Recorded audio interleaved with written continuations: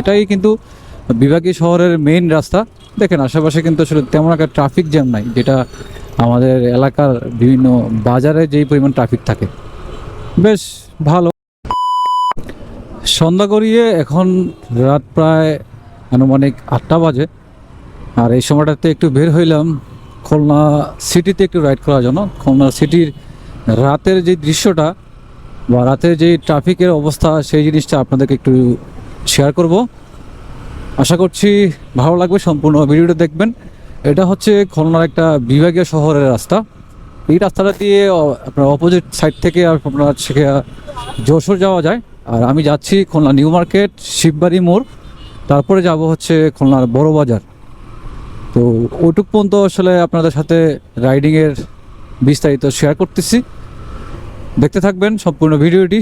আর খুলনা অঞ্চলের বা হচ্ছে বিভাগীয় শহরের কী অবস্থা, সেটাও বিস্তারিত আপনারা দেখতে পারবেন।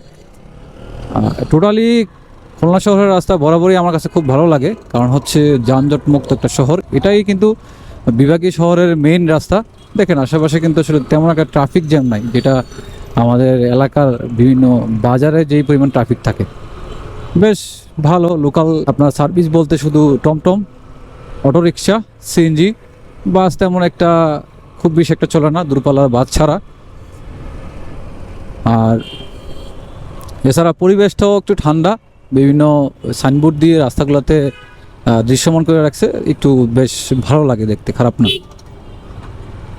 এটা হচ্ছে শিববাড়ি মোড়, অর্থাৎ খুলনার মেইন শহরের 4 রাস্তার মোড় এটা। এখানে অনেকগুলো রাস্তা আছে। আমরা এখান থেকে সোজা যাব, হাতের বামে থাকবে হচ্ছে খুলনা রেলওয়ে স্টেশন, তার সাথে এরপরে যাব হচ্ছে বড় বাজার। রাতের সিটিটা রাইড করতে কেমন লাগে, এই যে এখানে 2টা হরিণ আছে, খুলনার সেই বিখ্যাত সুন্দরবনের হরিণ, ডেমো হিসেবে এখানে সাজিয়ে রাখছে। এটাও রাস্তার একটা সৌন্দর্য বৃদ্ধি করছে। পরিবেশটা একেবারেই শান্ত, নর্মাল, ঠান্ডা কনকনে বাতাস লাগতেছে, রাইড করতে করতে ভালোই লাগতেছে। আর এছাড়া বিভিন্ন ধরনের বিলবোর্ড টানানো, যদিও লাইটিং নাই, লাইটিং থাকলে আরেকটু সুন্দর লাগতো। তো রাতের ব্লগে আসলে আপনার গোপ্রোতে তেমন একটা ভালো পারফরমেন্স পাওয়া যায় না, তবে লাইটিং থাকলে বেশ চমৎকার পারফরমেন্স দেয়, ভিডিও কোয়ালিটিও বেশ ভালো ধরে রাখতে পারে। তারপরেও আপনাদের সাথে শেয়ার করতেছি রাতের শহর খুলনা দেখতে কেমন, কী অবস্থা। এই যে হাতের বাম পাশে হচ্ছে খুলনা রেলওয়ে স্টেশন। যারা ট্রেনে আসেন সবাই এখানেই নামতে হবে, এই যে হাতের বাম পাশে। তো মোটামুটি যে সিটি এরিয়াটাতে দেখলেন রাইড করলাম, তেমন কিন্তু আসলে একটা ট্রাফিক জ্যাম নাই বললেই চলে। সামনে বড় বাজারে গেলে ওইখানেই আসলে খুলনা অঞ্চলের সব মানুষরা শপিং টপিং করে টুকটাক স্বল্পমূল্যে অনেক কিছুই পাওয়া যায়। তো ওদিকে হয়তো আমরা নাও যেতে পারি। এই যে ব্রেকের সমস্যাটা আবার দেখা দিচ্ছে।